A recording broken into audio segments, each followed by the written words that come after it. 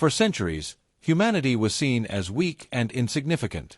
A short-lived species from an unremarkable star, loud in debate and fragile in form. To the ancient powers of the galaxy, humans were an inconvenience, too numerous to ignore completely, too divided to ever be dangerous. A civilization measured in decades, not eras. A people expected to learn their place.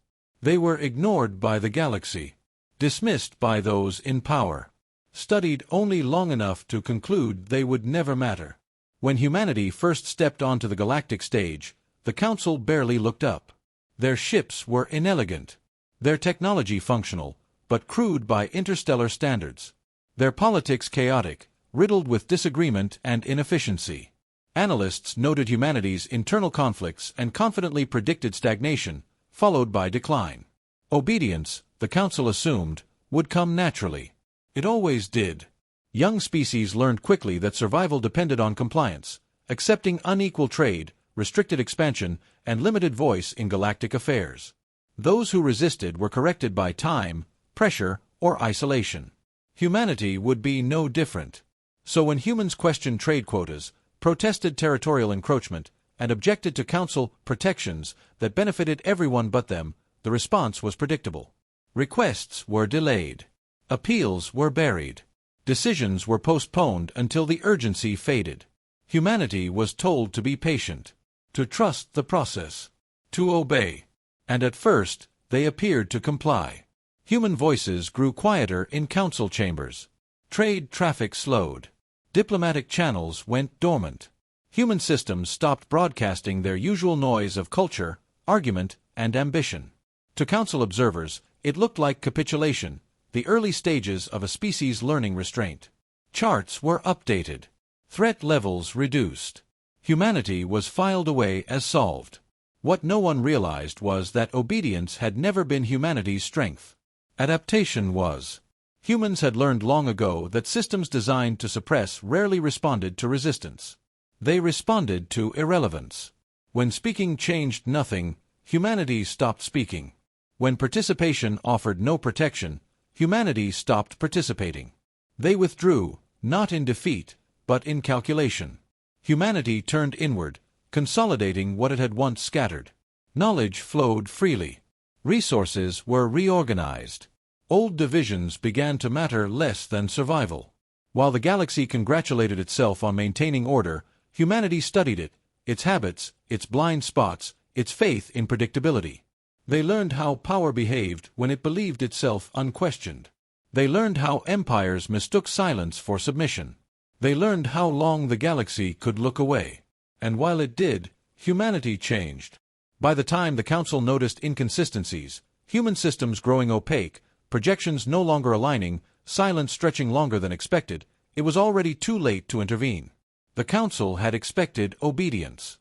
What it received instead was absence. And when humanity finally returned to the galactic stage, it did not come with petitions, protests, or appeals. It came with fleets. Only then did the galaxy begin to understand how dangerous that mistake had been. The Galactic Council tightened its grip the way it always did, quietly, efficiently, and without ever admitting it had done so. There were no fleets dispatched to human space. No threats issued. No ultimatums delivered. That would have implied humanity was something to be confronted. Instead, the Council used the tools it trusted most: regulation, delay, and denial. Trade was cut first. Shipping corridors that had sustained human colonies for decades were quietly reclassified. Permits expired and were never renewed. Tariffs increased under the language of market stabilization. Cargo vessels bound for human systems found themselves trapped in endless inspections or redirected until the routes became economically impossible to maintain. Essential resources slowed to a trickle. Medical compounds vanished. Advanced components stopped arriving. The Council called it adjustment. Humanity felt it as pressure closing in from every side. When human representatives objected, they discovered their influence had already been reduced.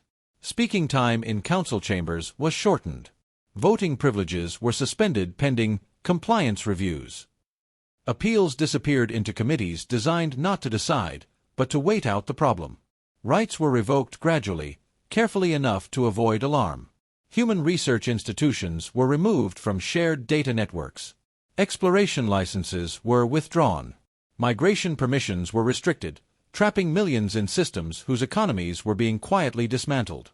Human colonies were reclassified as non-priority regions, excluding them from emergency protections and relief efforts. Isolation was never declared. It was engineered. Humanity was pushed away from galactic infrastructure, away from shared markets, away from relevance. Neighboring powers expanded into disputed regions without consequence. Human protests were logged, archived, and ignored. The Council expected collapse. Their projections were clear. Humans relied too heavily on external supply chains. Their political systems were fragmented. Their cultures loud, argumentative, and inefficient. Cut them off long enough, and they would turn inward, competing for dwindling resources until they fractured beyond repair. Some council members spoke openly of inevitability. A corrective phase. A lesson in restraint. Proof that obedience sustains order. Humanity did not riot. There were no galaxy-wide broadcasts of outrage. No dramatic last stands. Instead, something far more unsettling happened. Human space grew quiet. Trade traffic slowed further, not from failure, but choice. Navigation beacons blinked off. Data transmissions narrowed to tightly focused bursts. Entire systems reduced their external emissions until they blended into the background noise of the galaxy. Council observers marked the silence as decay. Timelines were shortened. Humanity's projected collapse was moved forward. What the Council never understood was that isolation was not punishment. It was opportunity. Freed from oversight, freed from imposed standards, freed from the need to perform obedience for an audience that never listened, humanity began operating on its own terms. Decisions that once took years were made in months. Projects once deemed too disruptive were pursued without hesitation. The Council waited, confident. They believed obedience had finally taken hold. They never noticed that humanity wasn't submitting. They were disconnecting. And while the Council congratulated itself on enforcing order, humanity was learning how to survive without it, and how to return on its own terms. Isolation didn't break humanity. It unified them. At first, the old fractures remained. Nations argued out of habit. Corporations defended interests that no longer made sense. Colonies still clung to identities forged in a galaxy that had quietly decided they did not belong. Then reality asserted itself. Supply shortages ignored politics. Medical crises respected no borders. A failing colony on the fringe threatened every system connected to it. Survival was no longer theoretical or distant. It was immediate, shared, and unforgiving. Isolation removed the illusion of choice. Emergency summits were convened, not for diplomacy, but logistics. Former rivals sat at the same tables without ceremony or posturing. Old accusations were abandoned, not resolved, simply rendered irrelevant. Borders blurred as resources moved where they were needed, not where they were owned. Arguments ended the moment extinction entered the room. The first unified authority was temporary, created to stabilize supply chains and prevent famine. The second expanded to coordinate infrastructure and defense. By the third, no one pretended this was provisional. Every colony voted. For the first time in human history, the result was unanimous. All planetary defense forces, industrial output, research infrastructure, and off-world assets would answer to a single command. No flags were raised. No anthems played. No leader was crowned. This was not conquest. It was consolidation. The unified human command emerged quietly, born not of ambition but clarity. Humanity finally accepted a truth the galaxy had imposed on them. No one else was coming. Colonies that once competed now specialized. Production chains were rebuilt for redundancy rather than efficiency. Research was shared freely, without patents or restrictions. Scientists stopped arguing over ownership and began accelerating solutions. Military doctrines were rewritten from the ground up, not to win wars, but to ensure humanity could never be erased quickly. Unity reshaped culture as much as strategy. Human art became restrained, purposeful. Stories stopped dreaming of acceptance among the stars and began teaching endurance. History was rewritten, not to glorify triumphs, but to catalog mistakes so they would never be repeated. Children grew up knowing the galaxy had expected their obedience, and knowing they would never offer it again. As unity deepened, humanity's external presence faded. Navigation beacons were shut down. Long-range broadcasts ceased. Even passive emissions were reduced until human space became indistinguishable from empty stars. To the Galactic Council, humanity had gone silent. To itself, humanity had become whole. Defense doctrine evolved rapidly. Humanity stopped preparing for war as a contest of victory and defeat and began preparing for abandonment. Every scenario assumed worst-case conditions: total isolation, overwhelming enemy force, loss of entire systems without warning. Victory was no longer the goal. Continuity was. If one world fell, others would endure. If fleets were destroyed, replacements would rise. Humanity redesigned itself so that no single failure, political, military, or cultural, could end them. And beneath it all lay a shared understanding, simple and absolute. No council would protect them. No ancient power would intervene. No obedience would save them. If no one else would protect them, humanity would protect itself. By the time the Galactic Council realized humanity was no longer listening, unity was complete. And what had formed in the silence was not a rebellion. It was a civilization ready to return on its own terms. In silence, humanity evolved. There were no announcements, no demonstrations meant to reassure or impress a galaxy that had already decided humanity's role. Progress unfolded far from trade lanes and observation posts, beneath hollowed asteroids, inside drifting rogue planets, and deep within systems dismissed as strategically insignificant. Human engineers began by discarding inherited limits. The engines that once powered human vessels had been designed for efficiency, safety, and council compliance. Those constraints were stripped away. New drives emerged that no longer pushed against space but reshaped it. Test ships vanished from one coordinate and appeared at another without traversing the distance between. Travel became placement. Energy systems followed the same philosophy. Reactors were redesigned for endurance rather than peak output. Redundancy became doctrine. Systems were sealed, self-correcting, and isolated against cascading failure. Where older designs accepted breakdown as inevitable, human doctrine rejected the premise entirely. Failure was no longer acceptable. Then came the shields. Galactic defenses relied on dispersion and overload, absorb the strike, spread the damage, survive long enough to retaliate. Human shields ignored those principles. They adapted dynamically, reshaping themselves to incoming energy profiles before impact. Attacks were absorbed, redistributed, and nullified without visible flare or degradation. Archived council weapons were used as benchmarks. The result never changed. No penetration. No fatigue. No escalation required. Fleets were built around these advancements, but not as instruments of conquest. Human vessels were dense, angular, and unapologetically utilitarian. Every ship was designed to operate independently for decades. Manufacturing systems were integrated directly into hulls, capable of fabricating components and structural replacements mid-mission. There were no ceremonial flagships. There was no center to destroy. Command architecture was distributed by design. Authority flowed where it was needed and dissolved where it was not.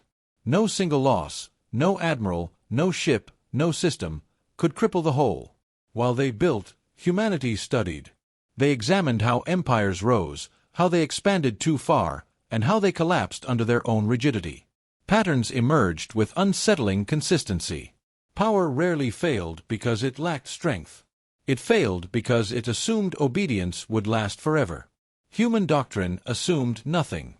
Weapons research advanced quietly, compartmentalized so deeply that even human worlds knew only fragments of what existed. Dead systems became laboratories. Brief gravitational distortions, momentary stellar dimming, and localized anomalies went unnoticed by a galaxy distracted by politics and tradition. Humanity did not pursue destruction. They pursued certainty. Communication evolved as well. Broad-spectrum broadcasts were abandoned. Human signals became narrow, precise, and tightly focused, nearly impossible to intercept without exact foreknowledge. Humanity did not vanish through stealth alone. They vanished through discipline. While the galaxy argued, expanded, and congratulated itself on stability, humanity refined. While the Council debated compliance and authority, human fleets drilled in silence, rehearsing scenarios where everything went wrong. Total isolation. Overwhelming enemy force. No allies. No permission.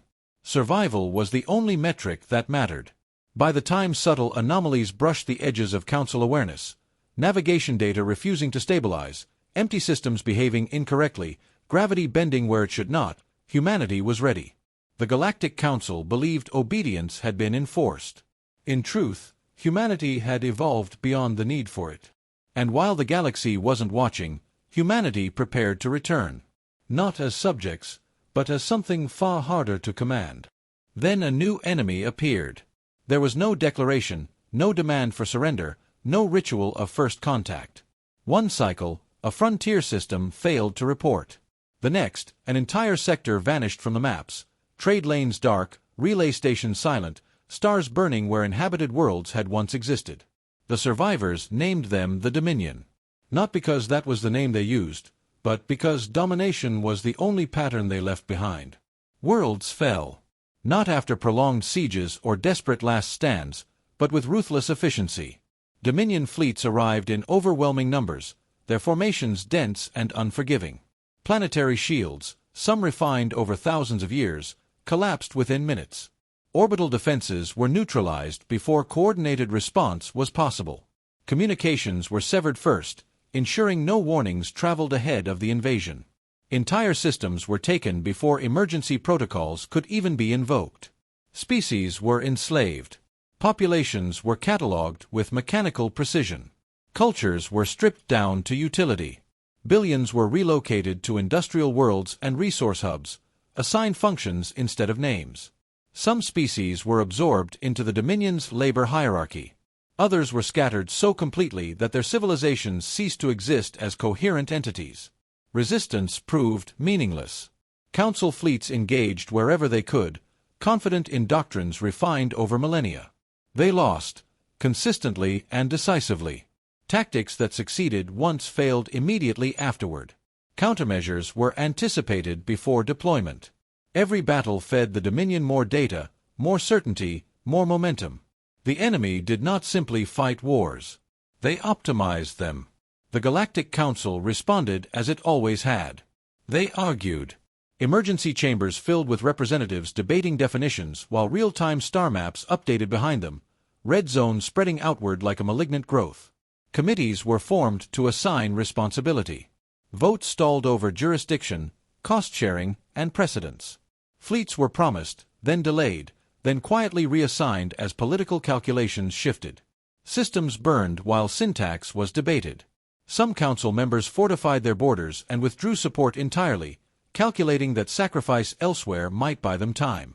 Others demanded concessions before committing forces. Unity fractured under pressure, exposing how brittle an order built on obedience and patience truly was. Panic finally took hold when a founding council world fell. Not a fringe colony. Not a junior member. A core system. The final transmission was calm, disturbingly so. Cities stood intact. Infrastructure undamaged. There was no sign of planetary devastation. The world had not been destroyed. It had been claimed. The illusion of safety collapsed overnight. Ancient emergency powers were invoked. Defense clauses long treated as ceremonial were activated. Fleets were mobilized at last, too scattered, too constrained by politics, too late. Losses mounted rapidly as Dominion forces pressed inward, their advance accelerating with every victory. Desperation forced the unthinkable. Someone reopened old projections. Humanity, once dismissed, once isolated, once expected to obey and fade quietly into irrelevance. Archived data was pulled, human warnings, flagged reports, predictive models submitted cycles earlier and ignored. The alignment was horrifying. Entire regions fell exactly as humanity had forecast. Timelines matched. Casualty estimates were conservative. Humanity had not been wrong. They had been early. Reconnaissance probes were dispatched toward former human space.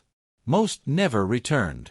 Those that did transmitted fragmented data, distorted readings, masked energy signatures, and unmistakable evidence of vast, organized infrastructure. Human fleets. Not massed at borders. Not postured for conquest. Layered. Deep. Ready. Defensive networks spanned entire systems, integrated so completely they appeared as singular structures.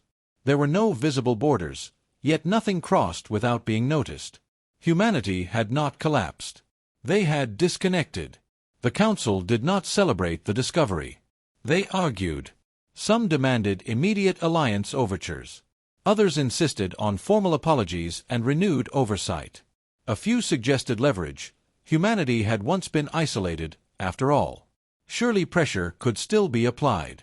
The irony was unbearable. When the Dominion breached another sector, this one dangerously close to the Council's core, the arguments ended. A single transmission was authorized. Carefully worded. Restrained. Stripped of overt arrogance, though traces remained. The Galactic Council requested assistance. For the first time since expecting obedience. For the first time since believing humanity could be controlled by isolation. For the first time since writing them off as insignificant. The galaxy waited for an answer from the species it could no longer command. From humanity. The Council expected forgiveness. They prepared statements polished by centuries of diplomacy, careful admissions of procedural missteps, expressions of regret, and appeals to shared survival. The words were designed to soothe without conceding power, to invite cooperation without surrendering authority. They believed desperation would restore the old order. They found resolve. The response did not arrive through Council-controlled channels. It did not request an audience or recognition. It appeared simultaneously across Council space, bypassing encryption, translation matrices, and diplomatic safeguards as though they were ceremonial relics. A single transmission. The image showed a human seated in a plain, undecorated chamber. No banners. No insignia. No visible symbols of rank or command. Only stillness and composure. When the human spoke, the voice was calm. "We acknowledge your request." The Council chamber fell silent. "We are aware of the Dominion. We have observed your losses. We understand the urgency of your situation." A pause followed, not dramatic, but deliberate.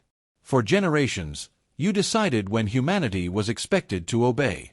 When our concerns were worth hearing. When our survival mattered.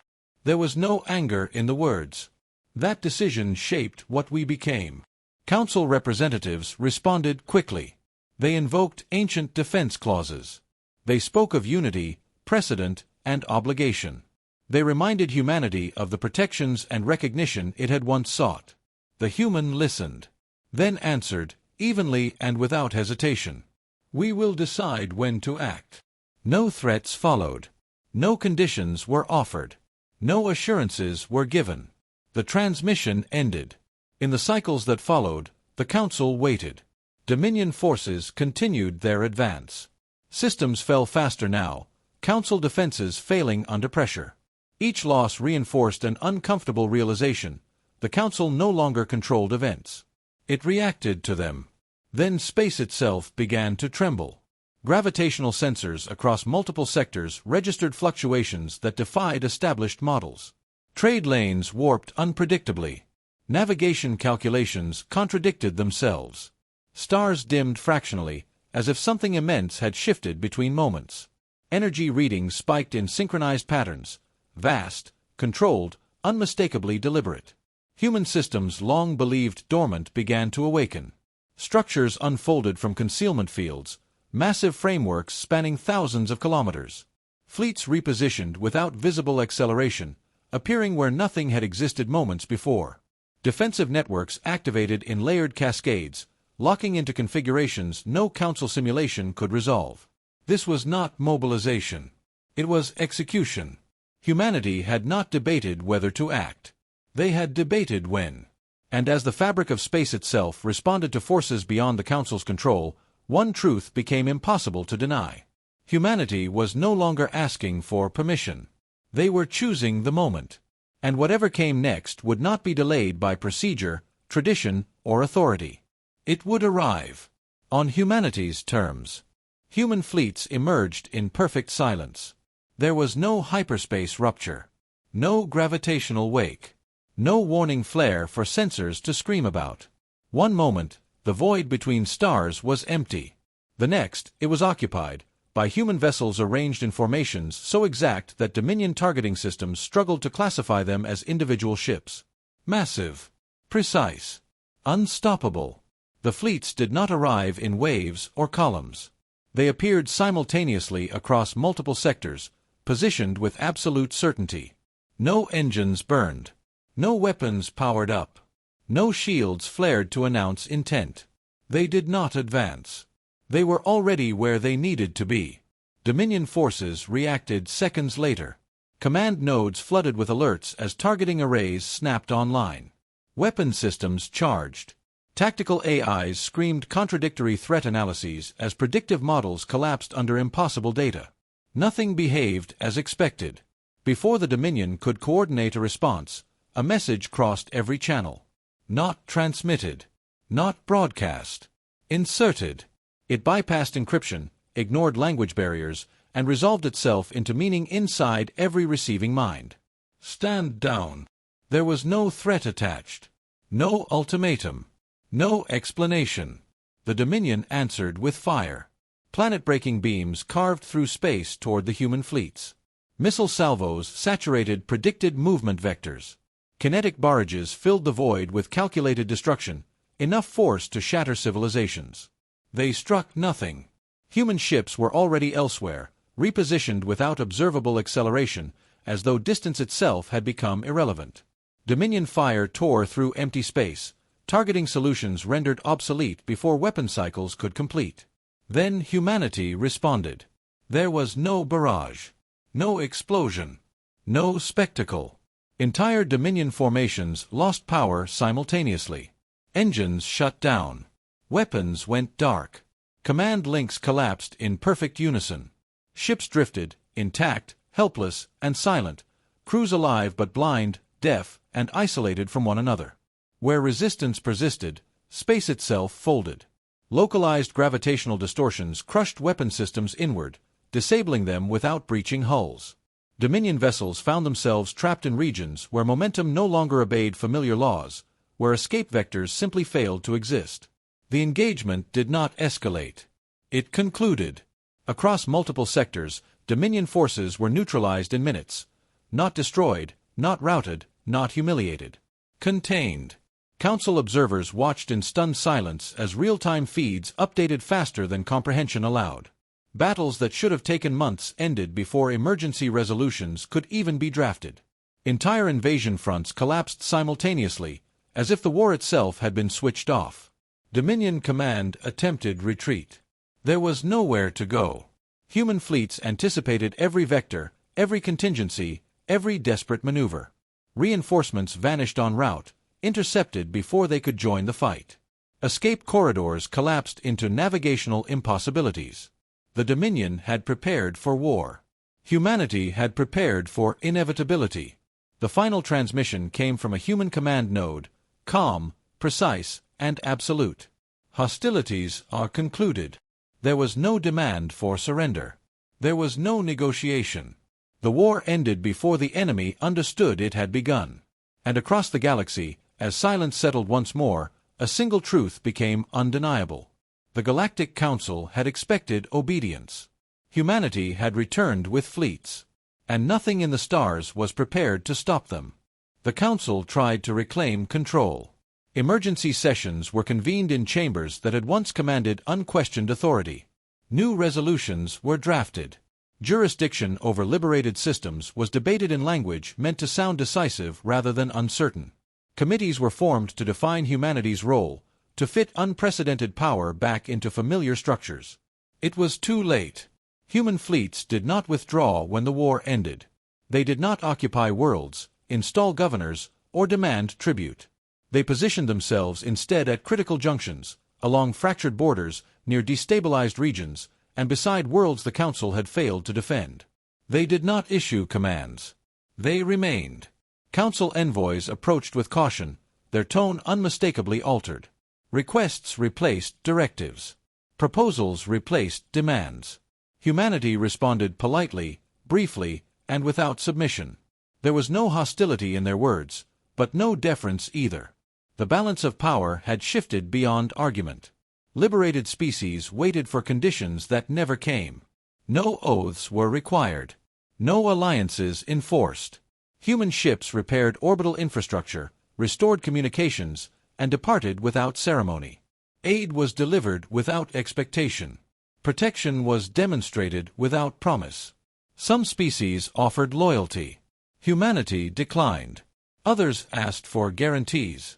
Humanity gave none. Instead, they demonstrated something far more unsettling than rule. Consistency. Human patrols became a constant presence in regions once abandoned to chaos. Trade routes stabilized not through council policy, but through certainty. Piracy vanished. Expansionist powers reconsidered long-held ambitions. Conflicts cooled before they could ignite. The galaxy adjusted its behavior, not because humanity commanded it to, but because it had witnessed what happened when humanity chose to act. The Council issued statements celebrating unity and cooperation, framing the war's end as a triumph of galactic governance. Humanity did not challenge the narrative. They did not need credit. Across human space, fleets remained on alert. Engines stayed warm. Sensors remained active. There were no celebrations, no monuments, no declarations of victory. Preparation continued, because humanity had learned what the galaxy was only beginning to understand. Darkness does not announce itself. It does not ask permission. It emerges quietly, adapts relentlessly, and feeds on complacency. Humanity had once been expected to obey. They would not again. Humanity did not rule the galaxy. They did not seek thrones, councils, or empires built on delay and arrogance. They had simply proven a truth the stars themselves now seemed to remember. If darkness rises again, humanity will be there.